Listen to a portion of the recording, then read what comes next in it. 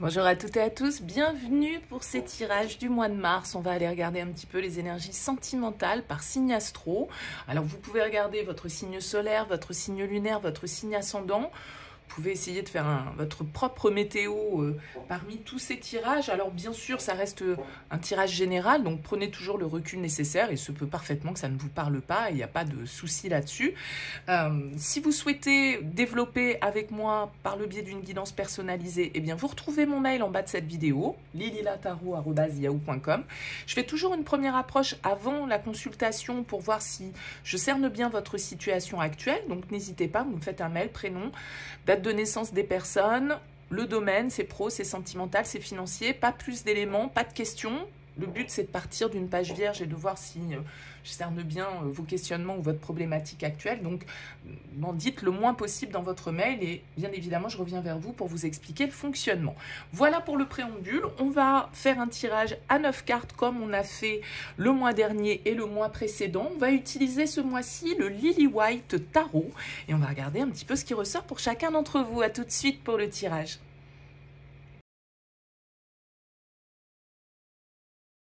Bienvenue les Sagittaires pour les énergies de ce mois de mars. Alors, on a des arcanes majeurs, on a la papesse, on a le soleil, on a le fou, on a 3 arcanes majeurs dans ce tirage. On a quelques cartes d'épée, on a des deniers, on a des bâtons.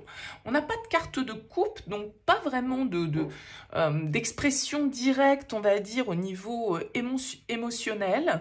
On peut se sentir un peu bloqué. C'est-à-dire qu'en fait, vous avez un tirage pour moi en 2 temps, les Sagittaires, sur ce mois de mars. Une première ligne ici qui est un peu sombre. Vous le voyez ne serait-ce que dans l'illustration des cartes. On a la papesse qui nous parle de mystère, qui nous parle de secret, qui nous parle de silence, qui nous parle de réflexion, qui nous parle de mystère, d'intuition. Avec cette 2 d'épée qui est juste à côté, le 2 de la papesse, le 2 d'épée, il y a une forme d'hésitation, de dualité. Il y a comme une vérité à percer, quelque chose, peut-être un secret que vous avez porté assez lourd, hein, avec la 10 de bâton. L'idée peut-être que pour certains, vous allez bousculer un petit peu les codes et votre situation. Parce que, en fait, ici, c'est comme si vous aviez été ralenti par certains secrets ou par certaines situations dans lesquelles vous ne vous êtes pas exprimé, une forme de brouillard dans lequel vous avez pu être à un moment donné dans votre vie sentimentale ou dans votre vie personnelle, parce que voilà, la 10 de bâton, c'est quand même une carte un petit peu de fardeau, de poids, de responsabilité, de fatigue extrême.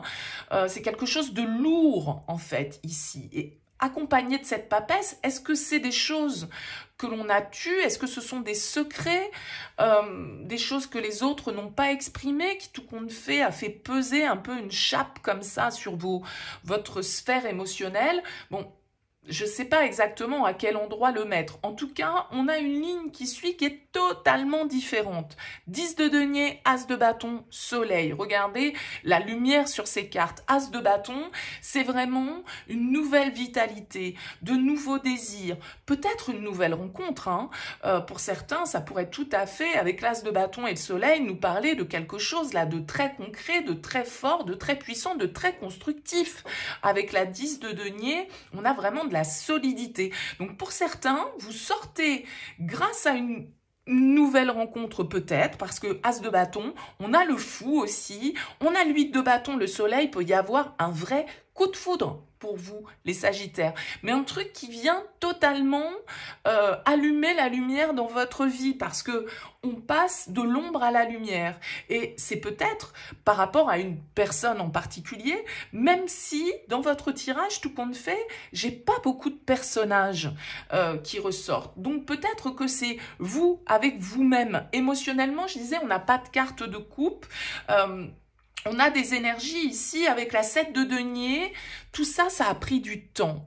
Il y a quelque chose, il y a un travail intérieur, il y a peut-être une thérapie hein, pour certains que vous avez fait avec la papesse sur certaines difficultés que vous avez traversées. Ça a pris du temps, ça vous a coûté peut-être, vous vous êtes investi et là, il y a comme un vent de liberté. Et le fou avec la 8 de bâton, alors vraiment, ça peut être un coup de foudre. Ça peut être le 8 de bâton, si vous voulez, c'est les synchronicités. C'est quand tout se met en ordre de manière assez subtile et quand tout s'enchaîne, vous voyez, de manière fluide. Donc, il y a un nouveau départ, en tout cas, qui ressort dans vos énergies, les Sagittaires. Alors, je ne sais pas si c'est un nouveau départ personnel, si c'est un nouveau départ parce qu'il y a quelqu'un qui rentre dans votre vie, si c'est un nouveau départ parce que dans une relation qui a peut-être traversé de lourdes difficultés, eh bien, après avoir travaillé sur soi, après avoir investi, après avoir tenu bon, eh ben voilà, la lumière revient aussi pour certains d'entre vous. On voit ici avec la 8 d'épée qu'il y a l'idée de devoir sortir un petit peu de nos conditionnements, d'arrêter de se positionner en victime aussi peut-être par rapport à une situation ou par rapport à une relation ou par rapport à votre passé. La 8 d'épée, c'est quand on se croit enfermé dans une version de soi, dans une situation face à certaines personnes, face à certaines manières d'être. Donc, avec cette papesse qui nous parle quand même d'intériorité. Donc, c'est pour ça que ça peut être ici un tirage très perso, les Sagittaires, c'est-à-dire pas forcément connecté à quelqu'un en particulier, mais c'est comme si sur ce mois de mars, en tout cas, il allait se passer quelque chose, un événement sans doute inattendu, et il y a comme un vent de liberté, en fait.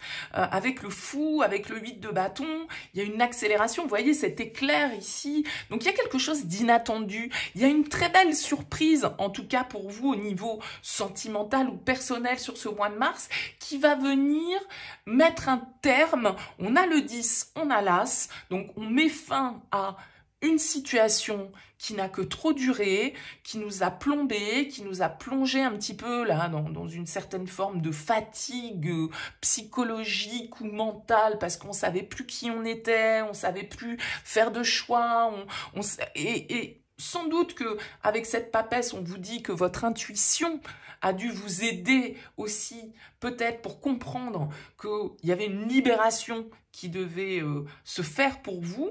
Et là, et ben, du coup, une fois que vous avez bien compris la leçon avec cette papesse, je dirais que les choses se mettent en place naturellement et le positif attire le positif. Il y a beaucoup d'abondance dans ce tirage. 10 de denier, le soleil, c'est vraiment des cartes de réussite, d'abondance, de maturité, de longévité. Donc, il y a un truc top ici qui se passe, mais parce qu'on ose agir dans le sens de la nouveauté aussi. Hein. Tout ne se fera pas sans votre participation et sans vos compréhensions ici avec la papesse. Tirer des leçons du passé, ne pas répéter certains schémas, se débarrasser de certains poids qu'on porte, de certaines responsabilités qu'on assume qui ne sont pas vraiment les nôtres. Vous voyez, il y a une énergie comme ça qui ressort pour vous, les Sagittaires, sur ce mois de mars. Donc, voyez comment ça vous parle. C'est vrai que, je le disais, ce fou ici nous parle de nouveautés, d'aventure. On a l'As, on a le 0, on a le 10, 2-10, hein, donc la boucle est bouclée.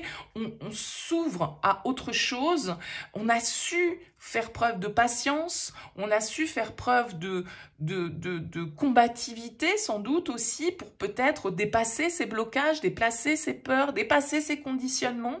Et avec le fou et le 8 de bâton, il y a vraiment ce vent de nouveauté, de liberté, de voyage, hein, peut-être même pour certains d'entre vous, parce que avec le fou et le 8 de bâton, il peut y avoir vraiment ce côté je me lance vers l'inconnu, je vais vers de nouveaux paysages, vers de nouvelles personnes, vers